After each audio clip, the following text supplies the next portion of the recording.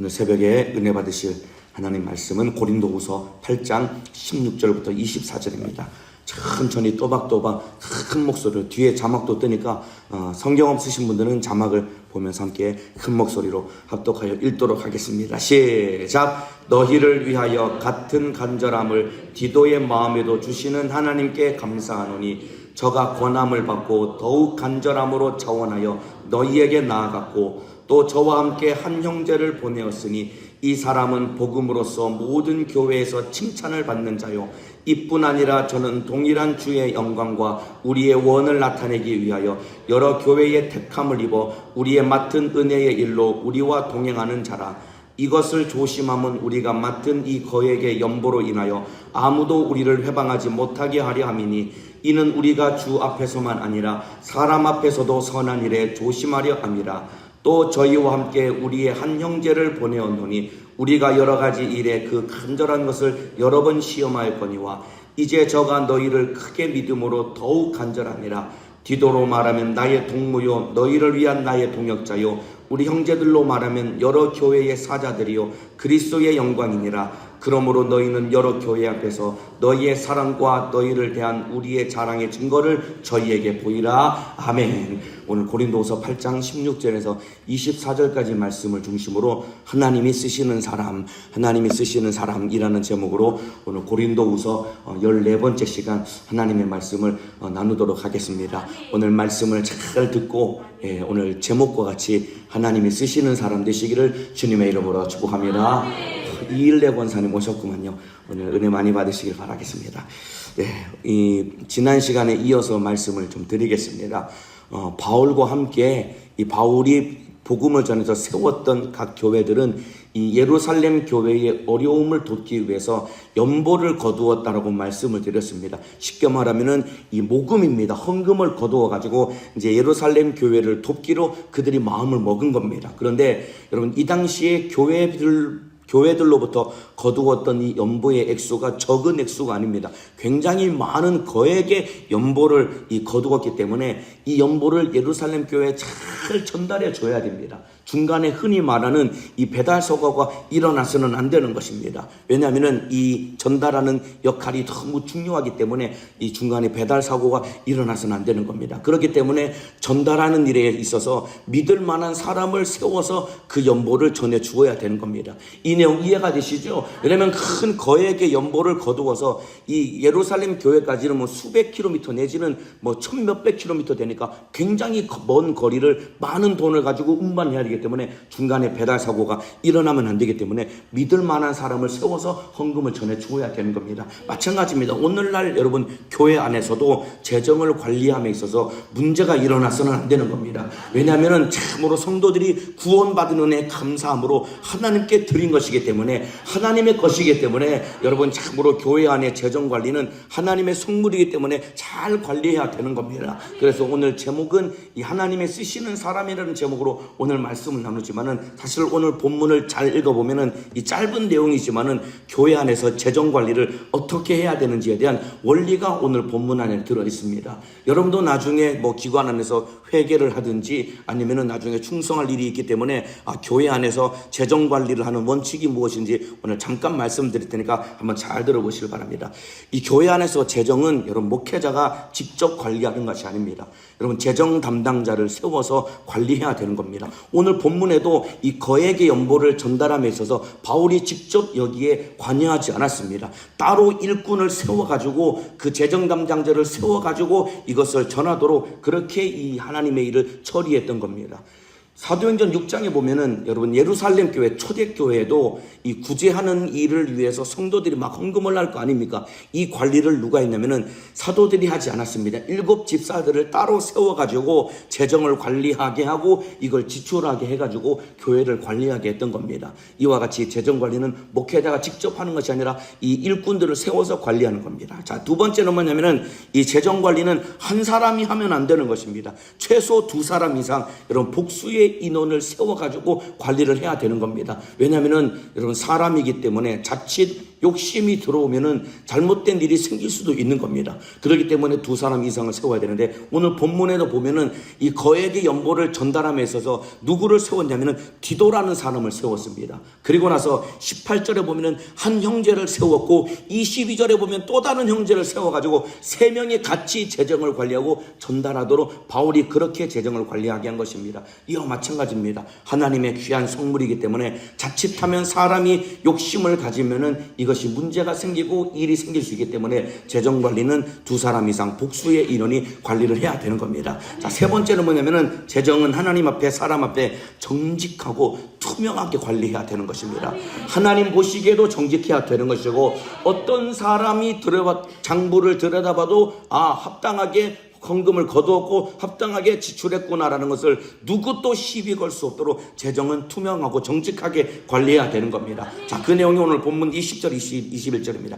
이것을 조심함은 우리가 맡은 이 거액의 연보로 인하여, 연보라는 것은 거둔 헌금을 말하는 겁니다. 아무도 우리를 회방하지 못하게 하려니 아무도 책잡거나 이 문제 삼지 못하도록 그렇게 잘 관리했다는 것입니다. 이는 우리가 주 앞에서만 아니라 사람 앞에서도 선한 일에 조심하려 함이니라. 그러니까 재정은 하나님 앞에서도 사람 앞에서도 정직하고 깨끗하고 진실하고 투명하게 잘 관리해야 되는 것입니다. 자, 그래서 재정 관리의 원칙에 대해서 세 가지를 말씀을 드렸습니다. 담당자를 따로 세워야 되는 겁니다. 목회자가 관리하는 게 아닙니다. 그리고 재정 관리할 때는 2명 이상 복수의 인원이 관리해야 되는 겁니다. 왜냐하면 미연의 사고를 방지하기 위해서. 그리고 재정은 하나님 앞에 사람 앞에 정직하고 투명하게 관리해야 되는 것입니다. 자, 이런 내용이 있고, 자, 그래서 오늘 연보를 전달하는데 오늘 3명의 사람이 등장합니다. 한 사람은 디도고 또 2명의 형제가 등장하는데 이 사람들의 이야기를 오늘 간단하게 나누면서 하나님이 어떤 사람을 쓰시는지 오늘 말씀을 나누고, 오늘 새벽 예배 드리시는 우리 성도 여러분들도 하나님께 사용당하는 믿음의 사람 되기를 주님의 이름으로 축복합니다. 한번 큰 목소리로 따라합시다. 하나님이 쓰시는 사람, 하나님이 쓰시는 사람. 오늘 말씀을 잘 들으시고 하나님이 쓰시는 사람 되기를 주님의 이름으로 축원합니다. 자, 하나님이 쓰시는 사람은 어떤 사람이냐면 첫 번째는 그 마음속에 간절함이 있는 사람을 하나님이 사용하시는 것입니다.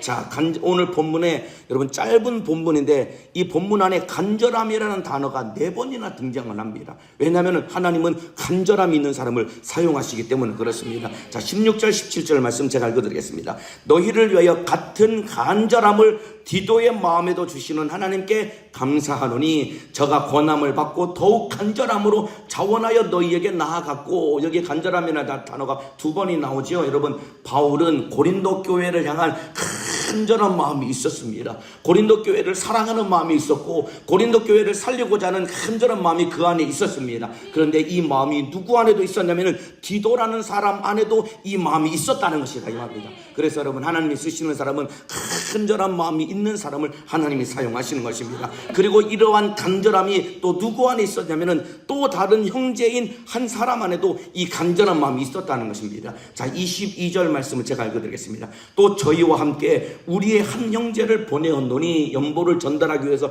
디도와 또 다른 형제를 보냈는데 이 사람은 어떤 사람이냐면 우리가 여러 가지 일에 그 간절한 것을 여러 번 시험하였거니와 이제 저가 너희를 크게 믿음으로 더욱 간절하니라. 여기도 간절함이라는 단어가 2번이나 나옵니다. 그러니까 여러분, 하나님은 간절한 마음이 있는 사람을 하나님이 사용하시는 것입니다. 오늘 새벽 예배 드리시는 성도 여러분들, 여러분 안에 주님이 부으시는 간절한 마음이 넘침으로 말미암아 하나님께 사용당하시기를 주님의 이름으로 축복합니다. 여러분, 간절함이라는 말은 어려운 말이 아닙니다. 쉽게 말하면 그 안에 열심과 열정이 있어야 된다는 것입니다. 저 뒤에 우리 청년들 앉아 계시는데 우리 청년들의 마음 가운데서도 하나님 주시는 간절함과 열심이 넘침으로 말미암아 하나님께 사용당하기를 주님의 이름으로 축복합니다. 여러분, 왜 간절함이 필요할까요? 간절한 마음이 왜 필요할까요? 여러분, 간절한 마음이 있는 사람은 어떠한 방해와 어려움 속에서도 맡겨주신 사명을 기어이 감당하고야 마는 것입니다.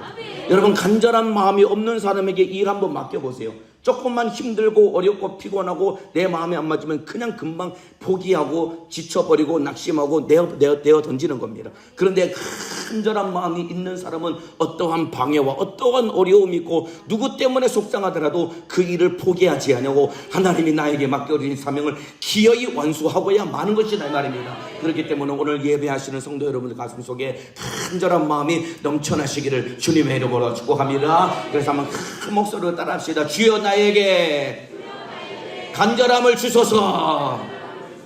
전혀 간절하지 않은 마음으로 목소리로 간절함을 달라고 하시는데 다시 한번 정말 간절한 마음으로 한번 따라합시다. 주여 나에게 간절함을 주소서. 여러분 마음속에 간절한 마음이 넘쳐나기를 주님의 이름으로 축복합니다.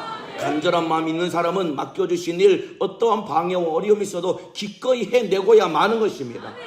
우리 교회 학교에도 어느 선생님이 계시는데 초등학생이 전도가 된 거예요. 그런데 학생도 불신자일 뿐만 아니라 부모님도 불신자입니다. 이런 경우에는 반드시 가정을 신방을 해서 일단 이 선생님이 그 아이의 가정을 신방해서 부모님의 설득하고 아이를 보낼 수 있도록 부모님을 설득해야 됩니다. 왜냐하면 애들이 거짓말하고 교회 와서는 안 되니까요. 그러니까 부모님을 설득해서 부모님이 허락하도록 찾아가서 신방을 해야 됩니다. 그런데 불신자 가정이니까 찾아가도 만나 주겠어요? 안 만나주죠. 애가 그냥 주일날은 교회 간다고 하는데 이게 이 막 가족끼리 모임을 해야 되는데 애는 교회 간다고 하니 그게 얼마나 이 불신자 부모 입장에서 탐탁지 않겠습니까? 그런데 애가 어느 날 연세중앙교회라는 곳을 갔더니 주일날 가족들끼리 어디 간다고 해도 안 오고 교회 간다고 하니까 답답할 거 아닙니까? 그러니까 교회에서 신방 온다고 해도 거절하는 겁니다. 그래서 부모님이 완강하게 거절하죠. 찾아가도 초기 좀 눌러도 안 만나줍니다. 막 바구니 종이가 방에다가 선물을 걸어놔도 오히려 막 욕만 먹고 문자하고 전화해도 전화도 안 받습니다. 그런데 그 선생님이 끝까지 포기하지 않고 계속 찾아가는 겁니다. 결국은 마지막에는 그 어머니가 들어오시라고. 그래서 얘기를 듣고 그 어머니에게 복음을 전하고 해서 허락을 받아가지고 그 애가 교회를 올 수 있도록 환경이 열렸다는 것입니다. 왜 그럴까요? 그 선생님 마음속에 간절한 마음이 있으니까. 여러분 참으로 아무리 부모가 반대할지라도 포기하지 않고 끝까지 찾아가서 설득해서 그 부모의 허락을 받아내는 것이다 이 말입니다. 이와 마찬가지입니다. 누가 직분을 감당하고 누가 영혼을 섬기고 누가 하나님이 쓰시느냐, 간절한 마음이 있는 사람을 하나님이 사용하시는 것입니다. 오늘 새벽 예배 드리시는 우리 모든 우리 성도 여러분들, 그리고 여기 우리 교회 학교 선생님들도 계시고 청년의 직분자들 계시고 여러분 남녀전도의 우리 직분자들과 구역장들 계십니다. 참으로 여러분의 마음속에 간절한 마음이 넘쳐남으로 말미암아 하나님께 사용당하기를 주님의 이름으로 축복합니다. 예, 신학교 가서 목회하겠다고 하는 사람이 있죠. 이런 사람들은 일단 반대부터 해놓고 봐야 됩니다. 저 신학교 가서 주의 종이 되고 싶습니다 하는 사람은 일단 한 2, 3년 정도는 계속해서 반대해야 됩니다. 그럼에도 불구하고 본인이 참으로 이거 다니면 안 되겠습니다. 저는 목회해야 되겠습니다. 라는 간절함이 있는 사람, 그 사람은 신학교 갈 자격이 있는 사람인 것이고 그런 사람이 가서 목회해야 되는 것입니다. 왜냐하면 여러분 참으로 섣불리 그냥 엄마가 가라고 해서 누가 가라고 해서 그냥 덜컥 가버리면은 간절한 마음이 없어서 주의 길을 걸어가면은 나중에 닥쳐오는 큰 어려움과 환난 속에서 간절한 마음이 없으면 주저앉고야 마는 것이다 이 말입니다. 그렇기 때문에 신학교를 가는 사람도 일단 반대해서 그럼에도 불구하고 간절한 마음이 있으면 그 사람 보내서 주의를 해야 되는 것이다 이 말입니다. 이와 마찬가지입니다. 여러분들 기도할 때도 우리 안에 간절한 마음이 있어야 되는 것입니다. 여러분 간절함이 있는 사람은 피곤과 실증을 이기고 기도에서 응답을 받고야 마는 것이다 이 말입니다. 오늘 새벽에도 여러분들 기도 왔을 때 여러분 마음속에 간절함을 가지고 애절하게 부르짖어 기도해서 구하는 것마다 응답받으시기를 주님의 이름으로 축복합니다. 여기 남편 때문에 자식들 때문에 질병 때문에 가난 때문에 수많은 어려운 문제를 가지고 있는 사람이 있을 것입니다. 간절한 마음이 있는 사람은 참으로 피곤하고 힘들지만 오늘 부르짖어 기도해서 응답을 받을 것이다 말입니다. 그런데 문제는 있는데 간절한 마음이 없이 앉아있는 사람은 그냥 중언부언 기도하다가 졸다가 그냥 평소 때처럼 습관적으로 졸다가 기도하다가 그냥 돌아가고 말 때 받은 응답 없이 빈손으로 돌아갈 때 얼마나 내 영혼이 여러분 허탈하겠습니까? 오늘 간절한 마음 가지고 기도해도 승리하시기를 주님의 이름으로 축복합니다. 오늘 예배하시는 성도 여러분들, 혹시 여러분 신앙생활 하는데 간절한 마음을 잃어버리셨습니까? 그렇다면 여러분 다시 회복하셔야 된다 이 말입니다. 하나님은 간절함이 있는 사람을 사용하시는 것입니다. 이번 매추감사절성에 여러분들이 사모하는 마음으로 은혜 받아서 잃어버렸던 감사도 회복할 뿐만 아니라 잃어버렸던 간절한 마음도 회복하여서 신앙생활의 승리자가 되기를 주님의 이름으로 축복합니다. 여러분 간절한 마음이 있으면은 내 안에서 주의 일을 하고자 하는 자원하는 마음도 우리 주님이 부어주시는 것입니다. 자, 17절을 읽어드리겠습니다. 저가 권함을 받고 더욱 간절함으로 자원하여 너희에게 나아갔고. 이 말은 이 디도 안에 간절한 마음이 있었습니다. 그런데 보세요, 바울이 이 고린도 교회에서 그에게 연보를 거둘 것 아닙니까? 그러면 이걸 누군가가 이 연보를 가지고 예루살렘 교회에 가야 되는데 누구를 보낼까 바울이 고민을 하고 있었습니다. 그런데 디도를 보니까 그 안에 참으로 할 수 있는 자질이 있는 거예요. 그래서 바울이 디도에게 디도야 네가 한번 가보지 않겠니? 라고 권면하니까 그 안에 막 간절함이 있으니까 디도가 차원에서 그럼 제가 가겠습니다. 제가 가서 이 연보를 예루살렘께 전달해 주겠습니다. 라고 스스로 자원하는 마음을 가졌다는 것이다 이 말입니다. 이와 똑같습니다. 여러분들 참으로 이 간절한 마음이 있는 사람은 주의 일을 억지로 하는 것이 아니라 자원하는 마음으로 그 일을 함으로 말미암아 하나님을 기쁘시게 하는 믿음의 사람이 되는 것입니다. 하나님은 즐겨내는 자를 사랑하신다고 주님이 말씀하고 계십니다. 즐겨낸다는 것은 헌금뿐만 아니라 여러분의 신앙생활의 태도도 마찬가지입니다. 억지로 하기 싫은 신앙생활, 하기 싫은 기도 억지로 하면은 하나님이 그거 기뻐받지 않는 것입니다. 똑같이 예배드리고 똑같이 기도하고 똑같이 전도하고 똑같이 충성할지라도 자원하는 마음으로 참으로 이 간절한 마음 속에 자원함으로 기쁨으로 내 삶과 내 인생을 내어드릴 때 하나님은 나를 통해 영광을 받으시는 것이고 30배, 60배, 100배 열매를 맺으시도록 주님은 역사하여 주실 것입니다. 간절한 마음 속에 자원하는 마음으로 영적 생활의 승리자가 되기를 주님의 이름으로 축복합니다. 자, 빌립보서 1장 20절 20절에도 이런 말씀이 있습니다. 이 바울의 고백입니다. 나의 간절한 기대와 소망을 따라. 바울 안에도 간절한 마음이 있다는 것입니다. 나의 간절한 기대와 소망을 따라 아무 일에든지 부끄럽지 아니하고 오직 전과 같이 이제도 온전히 담대하여 살든지 죽든지 내 몸에서 그리스도가 존귀히 되게 하려 하나니 이는 내게 사는 것이 그리스도니 죽는 것도 유익함이니라. 그러니까 바울 안에도 간절함이 있으니까 주와 복음을 위해서라면 죽는 것도 유익하게 여기기 때문에 자기 목숨까지도 자원함으로 내어 주었다는 것이다 이 말입니다. 오늘 예배하신 우리 성도 여러분들, 여러분의 목숨까지도 자원함으로 내어 드릴 만큼 여러분 안에 간절한 마음이 넘쳐나기를 주님의 이름으로 축복합니다. 여러분 이러한 간절한 마음 누가 주실까요? 하나님이 주시는 것입니다. 하나님이 주셔야 되는 것입니다. 그래서 오늘 새벽에 하나님 나에게 간절한 마음을 주옵소서, 간절한 마음을 주옵소서 기도해야 되는 것입니다. 자, 오늘 본문 16절을 다시 읽어드리겠습니다. 너희를 위하여 같은 간절함을 디도의 마음에도 주시는 하나님께 감사하노니. 간절한 마음을 디도에게 누가 주셨다고요? 하나님이 주셨다는 것입니다. 바울에게도 간절한 마음을 하나님이 주셨다는 것입니다. 디도에게도 그 마음을 하나님이 주셨다는 것입니다. 오늘 새벽 예배 드리시는 성도들에게도 간절한 마음을 누가 주실까요? 하나님이 주셔야 된다 이 말입니다. 참으로 그래서 오늘 새벽에 간절한 마음을 달라고 기도해서 그 마음 가지고 여러분 영적 생활에 승리하며 하나님께 사용당해야 되는 겁니다.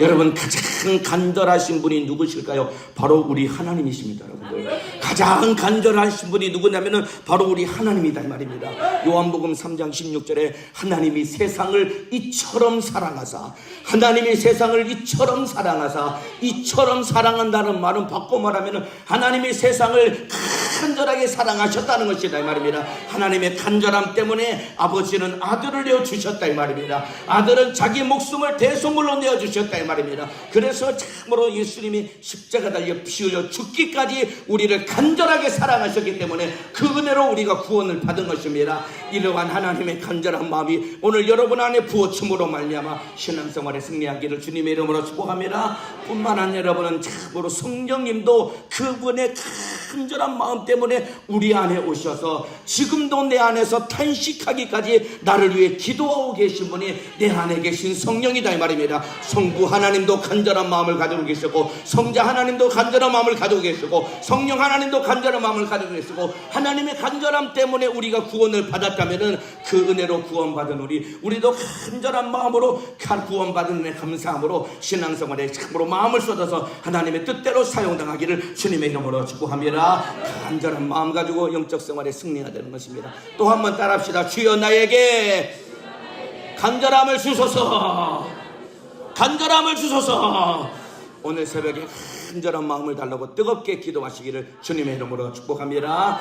자, 하나님이 쓰시는 사람 첫 번째는 간절함이 있는 사람이라고 했습니다. 자, 두 번째는 뭐냐면은 그 안에 덕이 있어야 됩니다. 여러분들, 덕이 있는 사람을 하나님이 사용하시는 것입니다. 자, 오늘 18절 19절 말씀 오늘 본문을 읽어드리겠습니다. 자, 오늘 본문 안에서 하나님이 어떤 사람을 쓰시는지에 대해서 제가 말씀을 드린다고 했습니다. 첫 번째는 간절한 마음이 있는 사람을 하나님이 사용하시는 것이고, 두 번째는 덕이 있는 사람을 하나님이 사용하시는 것입니다. 18절 19절입니다. 또 저와 함께 한 형제를 보내었으니, 디도와 함께 어떤 한 형제를 보냈답니다. 이 사람은 복음으로서 모든 교회에서 칭찬을 받는 자요, 이뿐 아니라 저는 동일한 주의 영광과 우리의 원을 나타내기 위하여 여러 교회의 택함을 입어 우리의 맡은 은혜의 일로 우리와 동행하는 자라. 여기 디도와 함께 보낸 한 형제가 어떤 그 사람이 성품과 특징을 가지고 있냐면은 모든 교회에서 칭찬을 받는 자라고 했습니다. 모든 교회에서 칭찬을 받는 자입니다. 그리고 19절에도 여러 교회의 택함을 입어, 이 말은 여러 교회에서 추천을 받은 사람이라는 것입니다. 이 사람이라면 충분히 연모를 전달해 줄 수 있는 사람입니다. 이 사람은 참으로 믿을 만한 사람입니다. 칭찬을 받고 추천을 받았다는 것입니다. 하나님이 쓰시는 사람은 여러분 교회 안에서 칭찬받고 여러분 참으로 추천을 받을 만큼 덕이 있는 사람이 되어야 되는 것입니다. 그러니까 사람들로부터도 인정받을 수 있는 사람이 되어야 되는 것입니다. 하나님께 사용당하기 원하시면 큰 소리로 아멘 하시겠습니다. 그렇다면 여러분들 교회 안에서 여러분 당장 내 옆에서 가장 가까이에서 신앙생활하는 사람들로부터도 인정받을 수 있어야 되는 것이고, 사람들로부터도 칭찬받을 수 있어야 되는 것입니다. 자, 보세요. 하나님을 향해서는 참 간절함이 있고 진실한 마음이 있는데, 이런 사람이 있습니다. 하나님을 향해서는 막 간절하고 막 진실함이 있는데 그 사람만 가면은 상처받고 그 사람만 가면은 시험 드는 일이 생기는 경우가 있습니다. 이런 사람 하나님이 쓰실 수가 없습니다. 여러분, 이런 사람의 특징은 무엇이냐면은 틀린 말은 안 해요. 옳은 말은 합니다. 틀린 말은 안 합니다. 옳은 말은 합니다.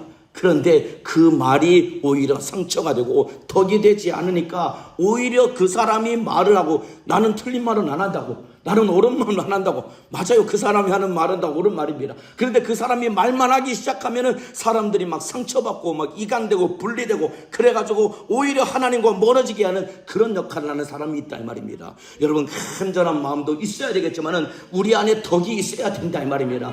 하나님과 사람으로부터 칭찬받고 인정받을 수 있어야 되는 것이다 이 말입니다. 그런 참으로 덕이 있는 사람 되기를 주님의 이름으로 축복합니다. 자, 그래서 사람들에게 칭찬을 받되 어떻게 칭찬을 받아야 되냐면은 사람들을 여러분 하나님과 하나 되게 하는 일에 참으로 그 일을 잘 감당해서 사람들에게 칭찬받을 수 있는 믿음의 사람 되기를 주님의 이름으로 축복합니다. 가서 말만 하면은 그 사람 때문에 상처받고 하나님과 멀어지는 겁니다. 이 사람은 덕이 있는 사람이 아닙니다. 똑같은 말을 해도 내가 하는 말 때문에 참으로 그 사람이 하나님과 가까워지게 하는 그가 사람으로부터 칭찬받는 자요, 그가 하나님께 인정받는 자요, 하나님이 쓰시는 사람이 되는 것이다 이 말입니다. 이해가 되시면 아멘 하시겠습니다. 여기 구역에 소속이 되어 있을 겁니다. 그리고 여러 교회 학교도 각 기관에 소속되어 있을 겁니다. 우리 청년들도 각 부실에 소속이 되어 있을 것입니다. 내가 하는 말 때문에 상처받고 그 사람이 실족되면은 나는 덕이 있는 사람이 아닌 것입니다.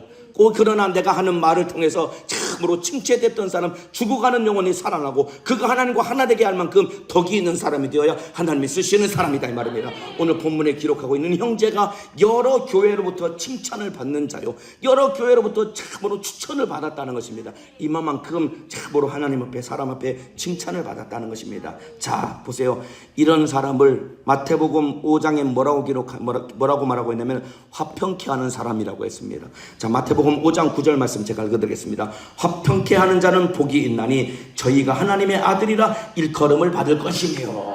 화평케 하는 자가 되어야 되는 것입니다. 여러분, 누가 화평케 하는 자일까요? 여러분, 예수님이 십자가 달려 피 흘려 죽으심으로 말미암아 하나님과 우리와의 관계를 여셔서 하나님과 우리와의 관계를 화평케 하셨다 이 말입니다. 그러니까 화평케 하는 사람은 누구냐면은 주님의 심정을 가지고 누구든지 그를 참으로 살려서 하나님과 하나 되게 하는 그 사람이 화평케 하는 사람인 것이고, 그 사람이 덕이 있는 사람인 것이고, 그 사람이 하나님이 사용하는 것이다 이 말입니다. 이해가 되시면 아멘 하시겠습니다. 그러니까 우리가 어디를 가서 누구를 만나서 말할지라도 주님의 마음으로 말하고 주님의 마음으로 행동할 수 있어야 되는 것입니다. 이런 사람은 어디를 가더라도 그 사람 때문에 하나 되는 것이고, 그 사람 때문에 참으로 영혼이 살아나게 되는 것입니다. 혹시 여러분 이 구역 안에 그리고 기관 안에 지금 누군가 사이가 좋지 않고 깨지고 갈라져서 그것 때문에 하나님과 관계가 가로막혀 있는 그런 안타까운 일이 있습니까? 그렇다면 여러분이 기도하셔야 되는 것이고, 그리고 여러분 기관이 하나 될 수 있도록 마음을 쏟아야 되는 것입니다.